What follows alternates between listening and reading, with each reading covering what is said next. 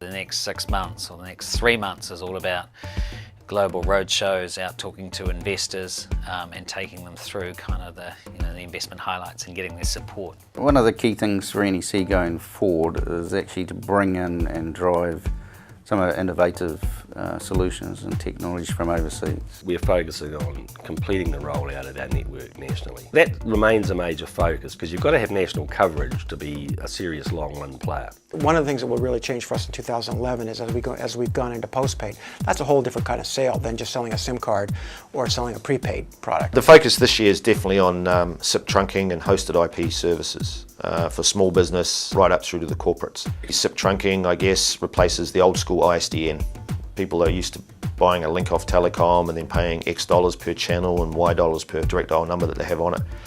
With the IP world, they can make investments in their own internal network infrastructure, and they don't have to spend money converting it back to the old analog world to connect to the larger telcos. It's been quite good. We've had a lot of interest in it. We haven't launched the services fully because, again, part of the problem being on the bleeding edge, you want to make sure that when you launch the product, it's going to stay launched. There's been a few failures from some of our competitors who are on their third or fourth attempt at doing this, so we've kept our powder dry. How we manage 50% plus growth into the future each year without losing the intimacy with our customer and without compromising the quality of our offerings. Very big exercise raising that amount of money, close to 400 million US. The focus is on completing that final raise, selecting the vendor, and then starting the build from there. The other thing is, as we go into smartphones, they're more complex phones. So it's a much more of a face-to-face sale and takes a lot more attention.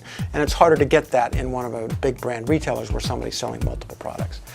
So training our multi-brand retail so they really understand it. Maybe putting some of our own people in some of those stores, those kinds of things. If you get too rigid in your structure and start getting too prescriptive for your people in the field, then you can lose that very edge that made you what you were in the first place. How can we showcase, how can we demonstrate that we can take new technologies and new services, exciting things that are coming in, and actually adapt them to New Zealand, add a little bit of flavour to it and make it even better.